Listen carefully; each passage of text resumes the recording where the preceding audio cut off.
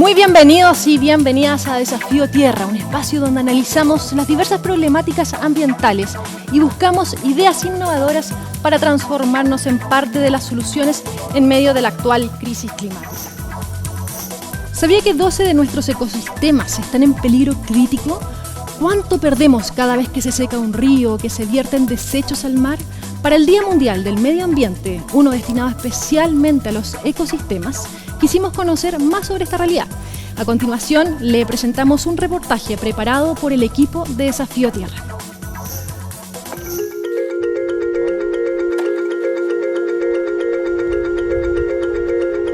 En abandono, contaminado y a solo algunos metros del que era uno de los principales afluentes de agua en la región metropolitana. Hoy día no tiene agua esta zona, estamos en la zona urbana de Colina, con habitantes, con poblaciones aledañas al río, y bueno, y eso es lo que hoy día queremos recuperar. A mis espaldas alguna vez hubo un cauce de agua. Escenarios como este se repiten en varios puntos de nuestro país. Para mí esto era una maravilla, era. Se sacaron los pastos, empezaron a morir los animales. Este fue un desastre medioambiental. Esos murieron en el agua, no se vararon vivos para afuera, murieron abajo en el agua porque los pilló algo los pilló. Lo hemos visto de norte a sur, daño medioambiental en menor y mayor grado, que no solo está provocando impactos irreversibles en la naturaleza, sino que también amenaza nuestro propio bienestar. Hemos perdido una gran cantidad de especies y esa pérdida de biodiversidad nos hace vulnerables a pandemias como la que estamos viviendo. Entonces, estamos en una crisis que tenemos que abordar. Es importante, porque primero que todo es un aporte para la conservación de la biodiversidad, que está fuertemente afectada por la fragmentación de los paisajes. Preste atención porque esta gráfica nos dice que 106 de nuestros ecosistemas están en peligro menor, otros 5 vulnerables, 2 en peligro y finalmente 12 de ellos en peligro crítico. Eso lo conocemos tras el análisis obtenido en el último informe del Estado del Medio Ambiente en Chile. Tenemos que enfrentar esto a través de una expansión de la conservación ecológica. Ahí el Plan Nacional de Restauración a escala de paisajes parece asomar como una solución. Incorporaremos a procesos de restauración 1 millón de hectáreas de paisajes vulnerables al 2030, para que recuperemos servicios ecosistémicos clave como la capacidad de las cuencas de seguir proveyendo agua para distintos usos de gran relevancia. Cuando se arruina un ecosistema, los animales son los primeros en sufrir las consecuencias. Actualmente en nuestro país habitan más de 31.000 especies. De ellas, 16 están clasificadas como extintas y 770 se encuentran amenazadas. Acá en Chile, que estamos viendo el efecto de la sequía fuertemente, la restauración podría de alguna manera ayudar a recuperar la cobertura vegetal que se está perdiendo o secando. Pero en esta tarea la sociedad civil también juega un rol relevante. Así se veía el humedal de Batuco hace 3 años. Ahora está así. El sitio estaba completamente loteado, listo para su desarrollo inmobiliario, y es la fundación la que compra 300 hectáreas del lugar, del espejo de agua, para su conservación y preservación. Aunque aún faltan un par de trámites para oficializarlo, están a punto de convertir el humedal en santuario de la naturaleza. Y por otro lado, es recuperar la capacidad de autorregeneración de los ecosistemas. En Colina la tarea será larga. Lo que alguna vez fue el cauce del río, ahora es un depósito de basura. La colaboración es clave para enfrentar un problema con cuenta regresiva. Chile se comprometió a ser un país carbono neutral para 2050.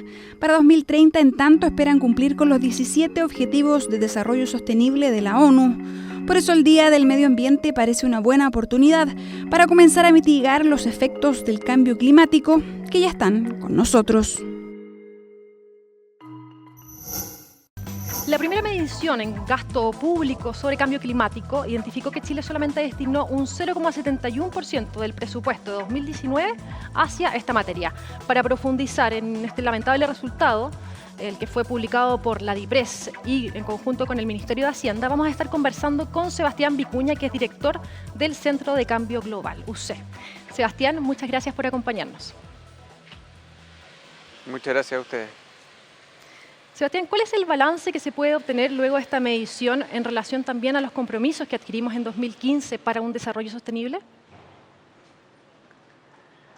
A ver, primero que nada, yo creo que se debe destacar el esfuerzo, ¿cierto?, que hacen la DIPRES y el Ministerio de Hacienda en hacer esta esta primera evaluación. Hay desafíos metodológicos para lograr determinar efectivamente cuáles son los gastos que se están haciendo en un tema particular como el cambio climático. Hay guías, hay alguna experiencia, pero esta es la primera vez que se hace en Chile, así que desde ese punto de vista yo creo que hay que destacar el esfuerzo que se está haciendo.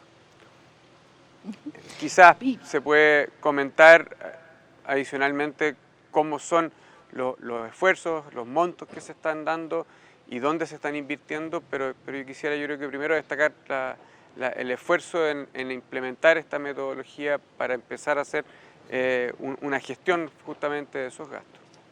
Efectivamente, y de estos gastos realizados que tú mencionas, se dividieron en un 83% para medidas de adaptación y un 17% para medidas de mitigación. ¿Cómo observas esto y en qué es urgente avanzar tanto en el corto como ya en el largo plazo? Sí, no me sorprende que estén distribuidos de esa manera los gastos. Hay que tener en cuenta que en el sistema, en el mundo relacionado con la mitigación, probablemente el rol de las empresas o de los mismos ciudadanos respecto de la manera en que se invierten, por ejemplo, en recambio de la infraestructura que tiene que ver con gasto de electricidad o el uso de automóvil, que son algunos de los elementos que van incidiendo en las emisiones de gases de efecto invernadero, son de un índole más personal, individual y a nivel de empresas, pero en el caso de la adaptación se ven la necesidad importante de que el Estado implemente ciertos programas, ciertas iniciativas que ayuden a la población a reducir sus vulnerabilidades. Por lo tanto, no me sorprende que un porcentaje importante del gasto se esté dando en los temas de adaptación. Y dentro de esas implementaciones en adaptación, de hecho se contabilizaron 9 proyectos en el ámbito de las energías renovables y solamente uno en el ámbito del medio ambiente. ¿Crees que junto con adaptarnos hacia un planeta más resiliente también debemos trabajar en aspectos de conservación, por ejemplo? Sí, de todas maneras. Yo me imagino que los proyectos que eran de energías renovables más bien en realidad son de temas de mitigación, ¿ya? En los temas de adaptación, efectivamente la conservación de los ecosistemas, la inversión, por ejemplo, en soluciones basadas en naturaleza surge como una alternativa importante para reducir riesgos del cambio climático, pero sobre la cual, por ejemplo, tomando en cuenta solo esa opción, la de las soluciones basadas en la naturaleza, no tenemos todavía avances importantes en las metodologías o en la manera de poder evaluar efectivamente los impactos de ese tipo de acciones, ¿no? Así que es muy relevante, muy importante avanzar en temas como la conservación de los ecosistemas, pero todavía no hemos desarrollado las herramientas suficientes para poder hacer evaluaciones adecuadas en ese tema. Sí, y de hecho considerando que Chile es uno de los países más vulnerables al cambio climático, ¿cómo podemos tener una buena planificación en políticas públicas para poder prepararnos para enfrentar este fenómeno? Yo diría que hay varios elementos muy relevantes. Una parte importante tiene que ver con la infraestructura, tanto la infraestructura gris como la infraestructura verde. Esta infraestructura verde es la que está asociada a estas soluciones basadas en naturaleza, y la infraestructura gris son, por ejemplo, embalses, obras de acumulación de agua, mejor acceso a agua potable por parte de las comunidades rurales, por ejemplo, la infraestructura requerida para eso. Y para eso se necesita una correcta planificación, determinar cuáles son las necesidades hoy día y futuras con respecto a esta infraestructura y también los riesgos que pueden existir sobre ella. Hay un plan de adaptación a los temas de infraestructura que se está ejecutando en varias líneas estratégicas que tienen que ver con este tema. Otra parte muy importante, aparte de la infraestructura, tiene que ver con la gestión de la demanda de los recursos. Muy relevante en ese sentido es la gestión de la demanda de recursos hídricos, mejorar la manera en que estamos utilizando esos recursos, mejorar la gestión entre distintos actores, que es un tema que está bastante en el debate hoy día, de cómo tenemos una adecuada gestión de los recursos y también del agua que queda en las fuentes de ríos o cauces naturales. En cuanto a quizás estados, ¿qué referentes o qué países te parecen destacables en términos de sus políticas públicas para prepararse para enfrentar esta crisis climática?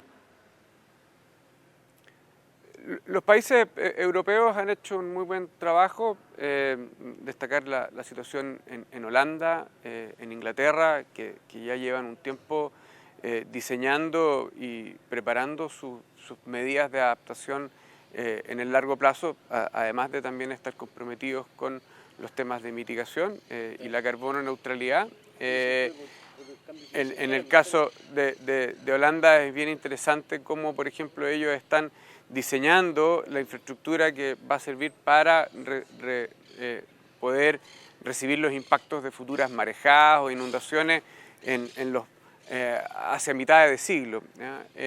Alguna importante igual salvedad es que estos países tienen a veces las capacidades para poder invertir en infraestructura que van a requerir en varios años en el futuro. Nosotros tenemos que en parte responder a esas necesidades, pero también tenemos que responder a las necesidades que tenemos hoy día. Así que uno espera que los países más desarrollados estén más avanzados, estén invirtiendo en cosas más del futuro y nosotros vamos un poco más a la saga, pero vamos avanzando en ese camino. Sí, absolutamente. Sebastián, nos encontramos ya, acabamos de elegir a nuestros convencionales constituyentes y esta discusión va a comenzar a desarrollarse. ¿Qué factores y elementos crees que no pueden quedar fuera? Y a ti en particular, ¿qué te preocupa de un debate constitucional en este aspecto? Sí, importante la pregunta. El tema del cambio climático va a estar obviamente en la discusión, va a generar un contexto a la discusión. El cambio climático de alguna manera limita o pone en una situación más compleja el poder cumplir con muchas de las aspiraciones o derechos que van a estar siendo discutidos en la convención. El derecho a agua potable, el derecho a una vivienda en un lugar seguro, el derecho mismo a la vida, de alguna manera también está siendo afectado por posibles impactos del cambio climático. El derecho a vivir en un medio ambiente libre de contaminación, no solo en Chile, sino que a nivel global tiene que ver con el contexto que nos entrega el cambio climático. Por lo tanto, yo espero que esté presente en la discusión y que de alguna manera también vaya entregando lineamientos para la manera en que se van definiendo el cómo vamos a lograr estos derechos, qué acciones tienen que ejecutarse para poder lograrlos también. Sebastián Vicuña, director del Centro de Cambio Global UC, muchísimas gracias por acompañarnos en la entrevista de hoy. Muchas gracias a ustedes, Macarena. Y a todos ustedes, espérenos un minuto que ya volvemos con más de Desafío Tierra.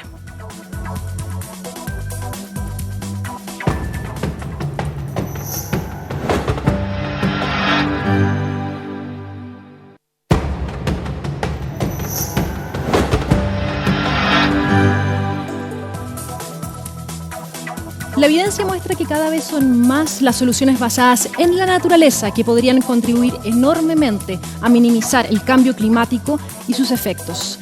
¿De qué manera? Se lo explicamos en la siguiente cápsula. La crisis climática es devastadora.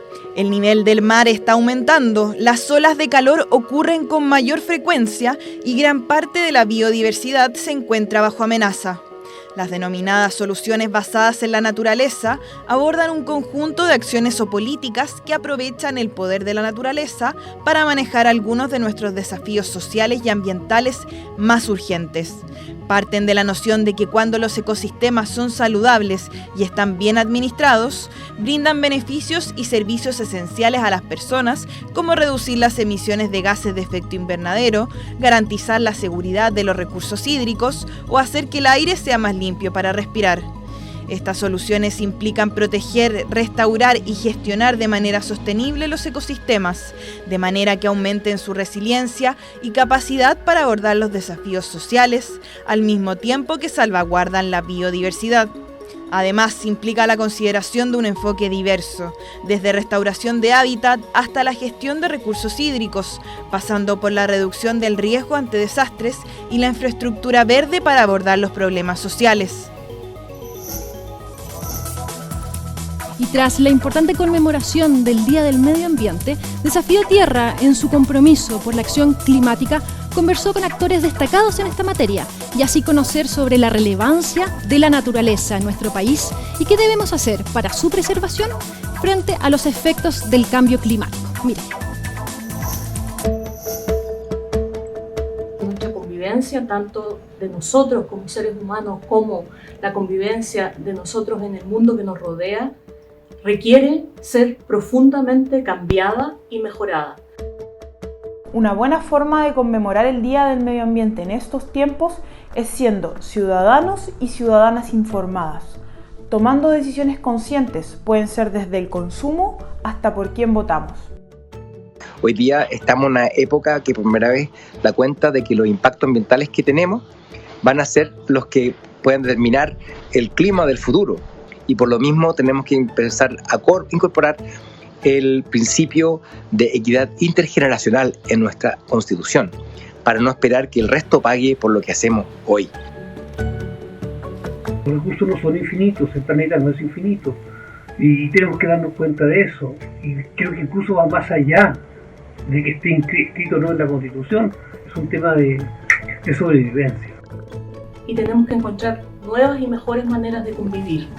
Y para eso, una nueva Constitución donde el medio ambiente tenga un rol central y donde la equidad tenga un rol central es de absoluta relevancia y trascendencia. Yo creo que es crítico de que la Constitución reconozca esta relación indisoluble entre el ser humano y la naturaleza.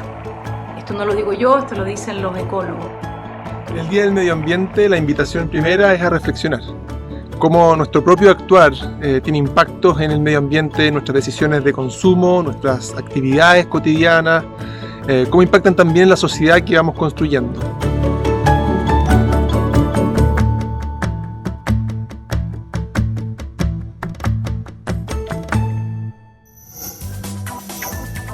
La Organización de las Naciones Unidas advirtió que los seres humanos están utilizando alrededor de 1,6 veces los recursos que la naturaleza puede renovar de manera sostenible cada año. Esta y otras noticias en los breves de Desafío Tierra. Sin control se mantiene la emergencia por el desastre ambiental frente a las costas de Sri Lanka. Esto tras el incendio de un buque portacontenedores que transportaba productos químicos y plástico, el que ahora se está hundiendo. Las autoridades locales se preparan para una eventual mancha de petróleo frente al puerto principal de Colombo. El barco que ardió durante 13 días ha causado el peor desastre ambiental marítimo de ese país, llenando las playas con enormes volúmenes de contaminación plástica. Sin embargo, la preocupación ahora se concentra en las consecuencias a mediano y largo plazo, con el daño a los ecosistemas marinos, los flujos de agua y el impacto en las costas cercanas a la zona del desastre. Se trata de la peor emergencia medioambiental de este año en el Océano Índico. Una capa espesa y viscosa de los llamados mocos de mar se está extendiendo en el mar de Mármara de Turquía al sur de Estambul. Esto representa una amenaza para la vida marina y la industria pesquera.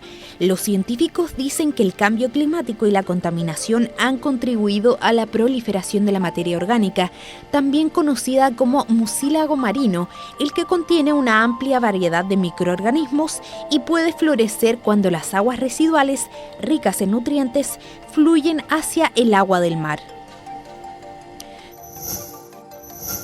El mundo debe reconstruir y restaurar un área del tamaño de China para cumplir con los compromisos sobre la naturaleza y el clima, asegura la ONU.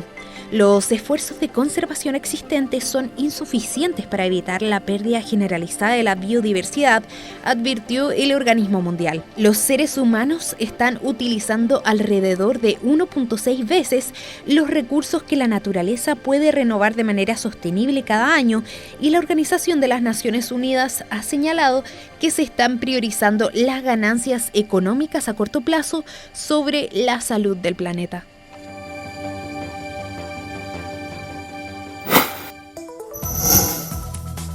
Ya vamos finalizando este capítulo y como siempre los dejamos invitados a revisar toda la información sobre medio ambiente en las plataformas digitales de Desafío Tierra. Continúe en la sintonía de CNN Chile y nosotros nos encontramos en un próximo episodio.